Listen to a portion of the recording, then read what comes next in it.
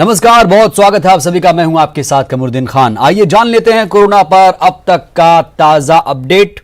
भारत की बात करें, देश की बात करें तो कोरोना के कुल 4,421 मामले अब तक सामने आए, जबकि अच्छी बात यह है कि 325 मरीज स्वस्थ हो गए हैं और अब तक 114 मरीजों की मौत हुई है।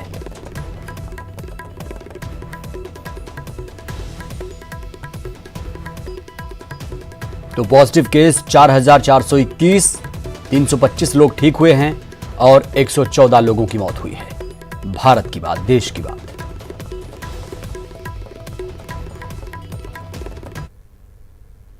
बात मध्य प्रदेश की। मध्य प्रदेश में अब तक 258 कोरोना के केस सामने आ चुके हैं और अब तक 20 कोरोना पॉजिटिव मरीजों की मौत हुई है। इंदौर की बात करें तो इंदौर में 151 पॉजिटिव केस, 13 की मौत, 11 मरीज ठीक हुए। मुरैना में 12 पॉजिटिव केस पाए गए। उज्जैन में 10 पॉजिटिव केस, 4 की मौत हुई है और जबलपुर में 8 कोरोना पॉजिटिव, 3 मरीज ठीक होकर घर लौटे। भोपाल की बात करें तो भोपाल में 62 कोरोना मरीज, 1 की मौत, 2 मरीज ठीक हुए। ग्वालियर में 2 पॉजिटिव केस, दोनों मरीज ठीक हो चुके हैं। शिवपुरी 2 पॉजिटिव केस पाए गए। खरगोन में 4 कोरोना पॉजिटिव, 1 मरीज की मौत। छिंदवाड़ा में 2 कोरोना पॉजिटिव, 1 मरीज की मौत। बड़वानी में 3 कोरोना पॉजिटिव, विदिशा में 1 पॉजिटिव केस सामने आया है और बैतूल की बात करें तो बैतूल में 1 पॉजिटिव केस सामने आया है।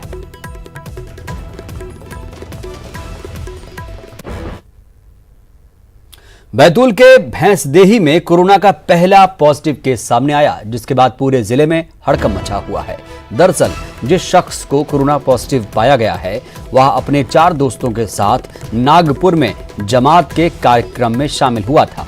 जांच में मामला पॉजिटिव पाया गया, जिसके बाद उसे भैंसदेही में आइसोलेट किया गया है और उसके परिवार को होम क्वारंटीन किया गया है। वहीं पूरे शहर को सैनिटाइज किया जा रहा है और तहसील की सभी सीमाएं सील कर दी गई हैं।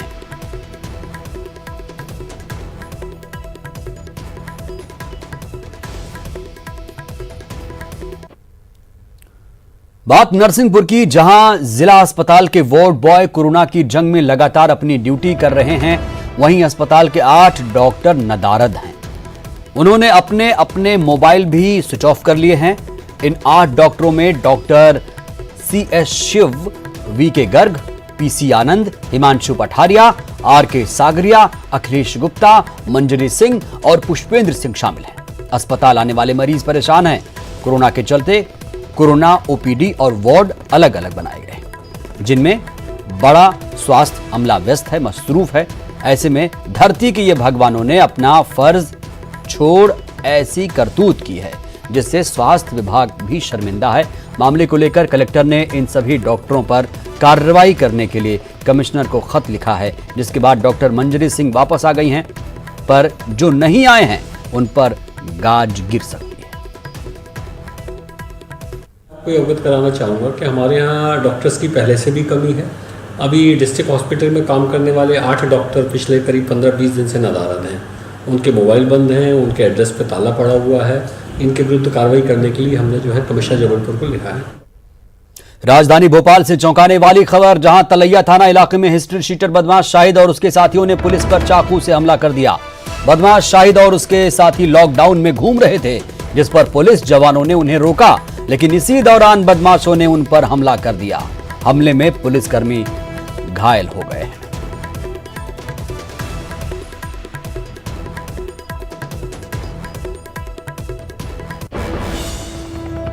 इसका 307 का मुकदमा पहले भी हमारे तालैया थाना क्षेत्र में मुकदमा कायम हो चुका है और इसके अन्य अपराध भी हैं। और ये काजी कैंप का लड़का है। काजी कैंप में इसके वहाँ पे भी निशातपुरा में भी काफ़ी अपराध हैं।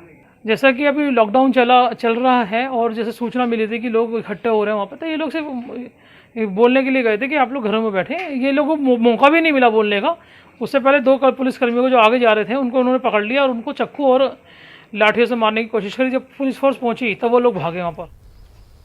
मध्य प्रदेश में लॉकडाउन के 2 हफ्ते पूरे हो गए। लॉकडाउन से बाहर निकलने के तरीकों पर मंथन होगा। सीएम शिवराज सिंह चौहान आज दोपहर मंत्रालय में बैठक करेंगे। अहम बैठक है। लॉकडाउन खत्म करने, आगे बढ़ाने को लेकर फैसला होगा। प्रभावित जिलों में लॉकडाउन बढ़ाने को लेकर भी चर्चा होगी। जिन जिलों में कोरोना का असर नहीं, वहां शर्तों के आधार पर इजाजत जारी करने पर मंथन होगा। तो सरकार की तरफ से लगातार कोशिशें की जा रही हैं और लॉकडाउन से बाहर निकलने के तरीकों पर आज मंथन होगा। हालांकि जो भोपाल शहर है पूरी तरह से लॉकडाउन है, सिर्फ वहां पर दूध, पेट्रोल पंप और जो दवा की दुकानें हैं वो सिर्फ खुली हुई हैं। और ज्यादा जानकारी के साथ हमारे सहयोगी शरद श्रीवास्तव भोपाल से जुड़े हैं। शरद, लॉकडाउन पर आज कोई बड़ा फैसला देखने को मिल सकता है? देखिए, आज ही फैसला हो जाएगा, इसमें थोड़ा सा संशय है, लेकिन हाँ इतना जरूर है कि लॉकडाउन को लेकर आने वाले दिनों में स्थिति क्या होगी, इस पर जरूर मंथन होगा। देखिए, जैसा कि हम बता भी रहे हैं कि 2 हफ्ते पूरे हो गए हैं लॉकडाउन के और 21 दिन का ये लॉकडाउन था। तो 14 तारीख के बाद क्या स्थितियां होंगी, क्या लॉकडाउन जारी रहेगा, क्या लॉकडाउन सिर्फ उन शहरों तक ही सीमित किया जाएगा जहां पर जो कोरोना है उसका असर ज्यादा है। मसलन अगर हम बात करें तो भोपाल की, इंदौर की, जहां पर केसेस ज्यादा बढ़ रहे हैं, या फिर लॉकडाउन पूरी तरीके से आगे भी जारी रहेगा। ये कुछ ऐसे सवाल हैं जो आम लोगों से भी वास्ता रखते हैं और वो भी इसके जवाब चाहते हैं। सरकार भी ये चाहती है कि जिस तरीके से लॉकडाउन हुआ है और स्थितियां कहीं ना कहीं खराब हुई हैं आर्थिक तौर पर भी, तो इसको लेकर आखिरकार क्या समाधान हो सकता है, इन सारे पहलुओं पर चर्चा के लिए आज सीएम कमलनाथ ने बैठक बुलाई है। ये माना जा रहा है कि सीएम शिवराज सिंह चौहान ने जो बैठक बुलाई है और इस बैठक में वो दरअसल जितने भी विभाग हैं उन सभी विभागों के जो रिपोर्ट है वो लेंगे और उस रिपोर्ट के आधार पर ये तय किया जाएगा कि क्या 14 तारीख के बाद भी लॉकडाउन को जारी रखा जाए, आंशिक तौर पर जारी रखा जाए, या फिर लॉकडाउन को हटाया जाए। जी बिल्कुल शरद, हम देख पा रहे हैं कि जो खास तौर से राजधानी है भोपाल है वो पूरी तरह से लॉकडाउन है। वहां दवा, दूध और पेट्रोल पंप ही खुले हुए हैं। क्या चुनौतियां हैं जो इस निर्देश का पालन कर रहे हैं, खासतौर से जो प्रशासनिक अमला है किस तरह से इससे निपट रहा है और क्या पूरी तरह से वाकई लॉकडाउन है और लोग सहयोग कर रहे हैं? हाँ बिल्कुल, देखिए आपने सही कहा कि दरअसल चुनौती तो है, इसमें कोई दो राय नहीं, चाहे बात इंदौर की हो और चाहे भोपाल की हो या दूसरे शहरों की। कल ही हमने देखा है कि एक घटना सामने आई जिसमें जो पुलिस के जवान है जो लॉकडाउन सुनिश्चित करा रहे थे उन पर कुछ बदमाशों ने चाकू से हमला भी कर दिया। तो इस तरीके की भी कुछ घटनाएं हो रही हैं, लेकिन ओवरऑल अगर देखें तो लोग इस लॉकडाउन को समर्थन कर रहे हैं। हालांकि ये जरूर है कि परेशानियां ज्यादा हैं, जो हेल्पलाइन नंबर जारी किए गए हैं वो पूरी तरीके से काम नहीं कर रहे हैं। मसला अगर हम दूध की बात करें या पानी की बात करें या दवाओं की बात करें तो दवाओं से ज्यादा इस वक्त दूध और पानी की जरूरत लोगों को है। सब्जियों की भी आवक कम हो गई है, अगर आ भी रही हैं तो फिर वो ऊंचे दामों में इलाकों में बेची जा रही हैं। तो इस तरीके की परेशानियां जरूर सामने आ रही हैं और उनके समाधान के लिए सीएम शिवराज सिंह चौहान ने निर्देशित किया है सभी विभागों को कि जो जरूरी चीजें हैं जिन्हें छूट दी गई है वो कम से कम लोगों तक मुहैया कराई जाए। बिल्कुल बिल्कुल, बुनियादी जो चीजें हैं, जरूरी चीजें हैं, एसेंशियल सर्विसेज हैं वो जरूरी हैं लोगों के लिए। बने रहिएगा शरद हमारे साथ आप। तो आज आपको बता दें आज बड़ी बैठक होने जा रही है मंत्रालय में, दोपहर में ये बैठक होगी। लॉकडाउन खत्म करने और आगे बढ़ाने पर फैसला होगा। एक और बड़ा फैसला, बड़ा कदम, मध्य प्रदेश सरकार का बड़ा कदम देखने को मिला। कोरोना ड्यूटी में लगे कर्मचारियों अधिकारियों का 50 लाख का बीमा कराया गया। पुलिस, नगरीय प्रशासन, राजस्व ड्यूटी में लगे कर्मचारियों का बीमा है और केंद्र सरकार ने डॉक्टर्स का 50 लाख का बीमा कराया है। हमारे सहयोगी शरद जुड़े हुए हैं। शरद, एक बहुत बड़ी राहत, बहुत बड़ा कदम मध्य प्रदेश सरकार का। राहत भी है और इसको कह सकते हैं कि एक बड़ा भरोसा भी है, क्योंकि केंद्र सरकार की ओर से जो स्वास्थ्य विभाग के कर्मचारी हैं जो कोरोना की ड्यूटी कर रहे हैं उन सभी का 50 लाख तक का बीमा कराया गया है। लेकिन हमने देखा है कि सिर्फ स्वास्थ्य विभाग ही नहीं, पुलिस के जवान, राजस्व के जवान, राजस्व के जो कर्मचारी हैं वो नगरीय प्रशासन विभाग के सफाई कर्मचारी हो या दूसरे दरोगा, सफाई दरोगा हो या बाकी के अधिकारी हो, वो सभी लगातार ड्यूटी कर रहे हैं।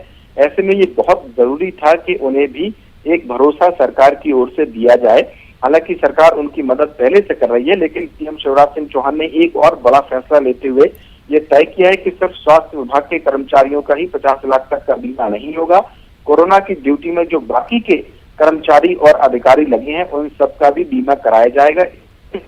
नगरीय प्रशासन विभाग, राजस्व विभाग और पुलिस विभाग के अलावा अन्य विभाग जो कोरोना आपदा की ड्यूटी में लगे हैं जिनके कर्मचारी, उन सभी का बीमा 50 लाख तक का कराने का फैसला मध्य प्रदेश की सरकार ने लिया है।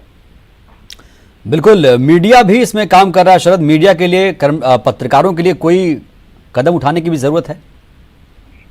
हाँ बिल्कुल, ये कह सकते हैं कि पत्रकारों के लिए भी कदम उठाए जाने चाहिए। हालांकि पत्रकारों की जो मदद है या उनकी जिम्मेदारी है उनके संस्थानों की ओर से भी कहीं ना कहीं उठाई जा रही है, इस बात में दो राय नहीं है। लेकिन हाँ, अगर सरकारी स्तर पर भी ऐसा कोई कदम उठाया जाता है तो फिर उसका स्वागत किया जाना चाहिए। चलिए, बहुत बहुत शुक्रिया आपका शरद, हमारे साथ बने रहिएगा आप। तो बड़ा कदम मध्य प्रदेश सरकार का, 50 लाख का बीमा उन लोगों के लिए जो ड्यूटी कर रहे हैं इस विपदा की घड़ी में भी। भोपाल से एक अहम खबर, जहां पर कोरोना ड्यूटी में लगे जवानों पर हमले का ये मामला है और सीएम शिवराज ने मामले का संज्ञान भी लिया है। सीएम शिवराज ने हमला करने वालों के खिलाफ सख्त कार्रवाई के निर्देश दिए हैं। इंदौर की तरह भोपाल में भी रासुका लगाने के निर्देश जारी हो सकते हैं। हमारे सहयोगी शरद जुड़े हुए हैं। शरद, इंदौर में जिस तरह से इंदौर की तरह भोपाल में भी रासुका लगाने के निर्देश जारी हो सकते हैं, क्या होगा इससे? हाँ बिल्कुल हो सकते हैं। देखिए, हमने देखा था इंदौर में जब डॉक्टर्स की टीम एक इलाके में गई थी और वहां पर जब वो स्क्रीनिंग करना चाहती थी तो वहां के कुछ लोगों ने डॉक्टर्स की टीम पर हमला कर दिया था। इसको लेकर भी सीएम शिवराज सिंह चौहान ने सख्ती बरती थी और सख्त कार्रवाई के निर्देश दिए थे। बाद में कलेक्टर की ओर से ये आदेश जारी किया गया कि अगर कोरोना ड्यूटी में लगे जवानों पर या डॉक्टर्स के ऊपर किसी तरीके का हमला किया जाता है तो फिर दोषियों के खिलाफ में रासुका की कार्रवाई की जाएगी। इसी को देखते हुए कल दरअसल भोपाल में भी एक घटना हुई है। तलैया इलाके में कुछ लोगों ने जब जो पुलिस के जवान हैं उन्हें लॉकडाउन का पालन कराने के लिए रोक रहे थे तो 3 पुलिस कर्मियों पर चाकू से हमला किया गया। इस मामले को भी सीएम शिवराज सिंह चौहान ने गंभीरता से लिया है, दोषियों के खिलाफ सख्त कार्रवाई के निर्देश दिए हैं। साथ ही साथ में न्यूज 18 के पास में एक्सक्लूसिव जानकारी है कि हो सकता है कि भोपाल में भी रासुका लगाने जैसा निर्देश जारी हो सकता है, ताकि अगर लॉकडाउन में काम कर रहे कर्मचारियों या पुलिस के जवानों पर किसी तरीके का हमला या अभद्रता की जाती है तो फिर उनके खिलाफ सख्त से सख्त कार्रवाई की जा सके। जी चलिए, बहुत बहुत शुक्रिया शरद आपका जानकारी देने के लिए। तो भोपाल में भी रासुका लगाने के आदेश निर्देश जारी किए जा सकते हैं, क्योंकि कोरोना ड्यूटी में लगे जवानों पर जो हमला हुआ था वो निंदनीय था और इसीलिए मुख्यमंत्री शिवराज सिंह चौहान ने मामले पर संज्ञान लिया है। सुकमा से बड़ी खबर, जहां पर नक्सलियों ने कायराना करतूत को अंजाम दिया। नक्सलियों ने पुल उड़ाने की कोशिश की। देर रात पुल पर नक्सलियों ने ब्लास्ट किया। दोरनापाल जगरगुंडा मार्ग पर यह पुल है। ब्लास्ट से पुल बुरी तरह क्षतिग्रस्त हो चुका है। पोलमपल्ली गोरगुंडा के बीच स्थित है ये पुल। आप तस्वीरों में देख रहे हैं कि ये जो पुल है ये पूरी तरीके से क्षतिग्रस्त हो चुका है। तो नक्सलियों ने ब्लास्ट किया है, पुल उड़ाने की कोशिश की है। देर रात पुल पर नक्सलियों ने ब्लास्ट किया। दोरनापाल जगरगुंडा मार्ग पर यह पुल है। पोलमपल्ली गोरगुंडा के बीच स्थित है यह पुल। ब्लास्ट से आप देख पा रहे हैं पुल बुरी तरह क्षतिग्रस्त हो चुका है।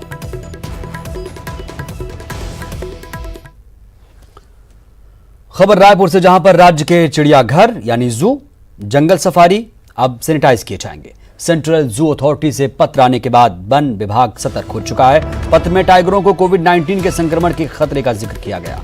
बचाव के लिए सतर्कता बरतने की हिदायत दी गई। सफारी कर्मचारियों को भी संक्रमण से दूर रखने के उपाय करने के निर्देश दिए गए।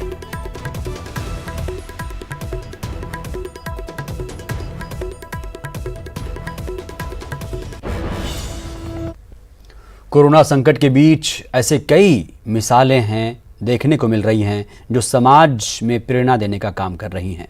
इंदौर में भी हिंदू मुस्लिम एकता की ऐसी ही अनोखी मिसाल पेश की गई है। पेश है खास रिपोर्ट।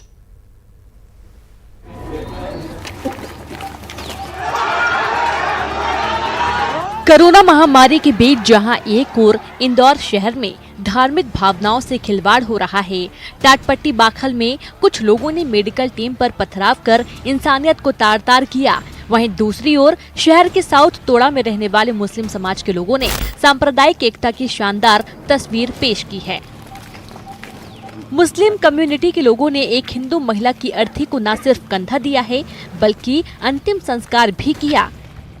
दरअसल इंदौर के साउथ तोड़ा जूना गणेश मंदिर इलाके में अकेले रहने वाली एक महिला की मौत हो गई। मोहल्ले के लोग उन्हें दुर्गा माँ के नाम से बुलाते थे। पिछले कई दिनों से वह बीमार चल रही थी। दुर्गा माँ के निधन के बाद मोहल्ले में मातम पसर गया। इसके बाद उनके दोनों लड़कों को खबर दी गई जो उनके पास नहीं थे। दोनों बेटे वहां पहुंचे जरूर, लेकिन उनकी आर्थिक स्थिति ऐसी नहीं थी कि वो मां का अंतिम संस्कार कर सकें। उसके बाद मुस्लिम समाज के लोगों ने ही अंतिम संस्कार के लिए पैसे जुटाए। फिर उन्हीं लोगों ने अर्थी को कंधा देकर घाट तक शव को ले गए, जहां दुर्गा मां का अंतिम संस्कार किया गया। सांप्रदायिक एकता की इस मिसाल की चर्चा पूरे शहर में जमकर हो रही है। अरुण त्रिवेदी, न्यूज़ 18, इंदौर। तो आपदा की इस घड़ी में हर हाथ, चाहे वो छोटा हो या फिर बड़ा, सभी एक दूसरे का सहयोग करने के लिए आगे आ रहे हैं। इसी कड़ी में आदिवासी बहुल इलाके बस्तर के राजमहल का खजाना खोल दिया गया। 1966 के बाद ये दूसरी बार है जब एक बार फिर राजमहल के द्वार लोगों की मदद के लिए खुल गए। रिपोर्ट देखिए आप।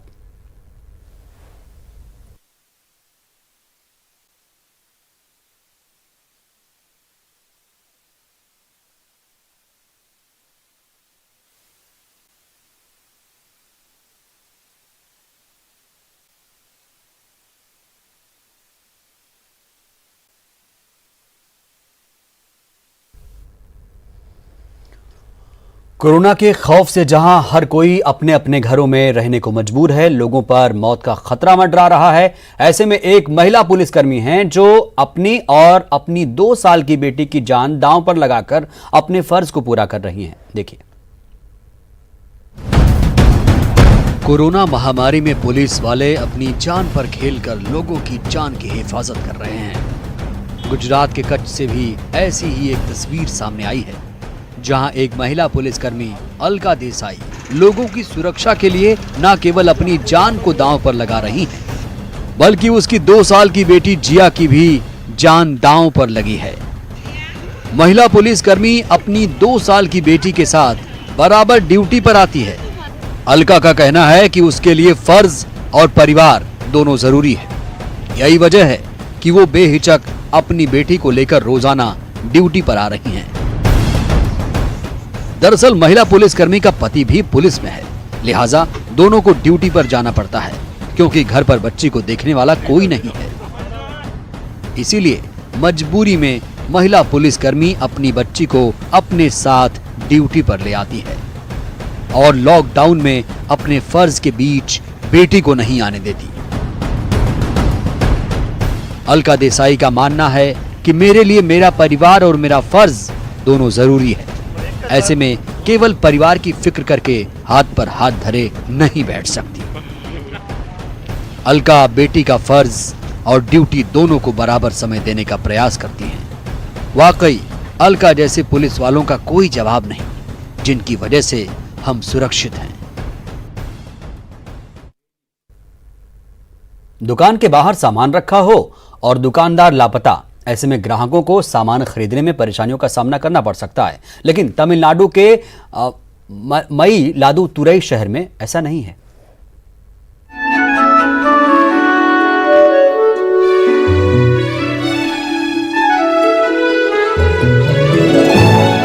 क्या आप बिना दुकानदार की दुकान खुली रहने की कल्पना कर सकते हैं?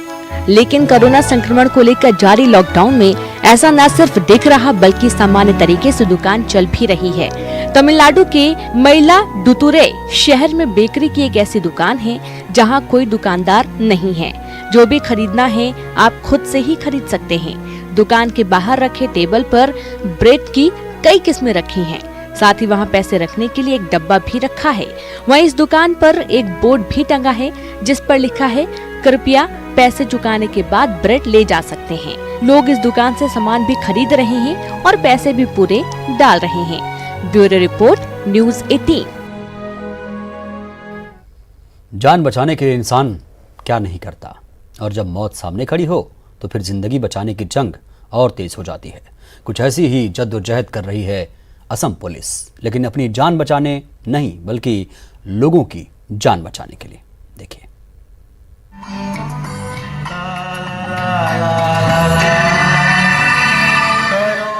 जी हाँ, जिंदगी एक प्यार का नगमा है।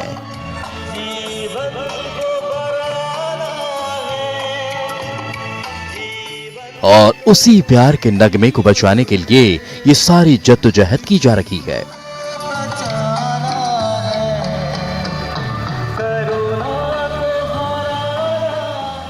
लोगों को कोरोना से बचने के लिए अपने अपने घरों में रहने की अपील करने वाली ये तस्वीर आई है असम के कछार जिले से। रविवार की रात असम पुलिस ने कोरोना के फैलते कहर से लोगों को बचाने के लिए इस गाने का सहारा लिया।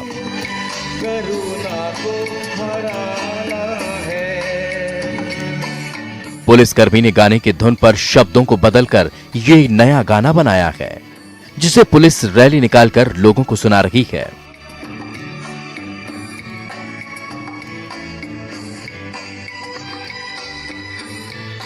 इस गाने के सहारे कछार पुलिस लोगों से अपील कर रही है कि सभी लोग अपने अपने घर में रहें और लोगों को भी अपने अपने घरों में रहने के लिए कहें।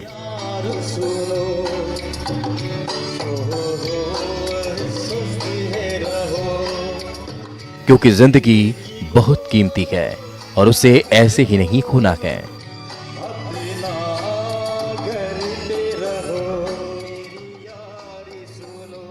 इसलिए स्वस्थ रहो और दूसरों को रहने भी दो। वाकई असम पुलिस की इस पहल की जितनी तारीफ की जाए कम है। पुलिस वाले तो बखूबी अपना फर्ज अदा कर ही रहे हैं।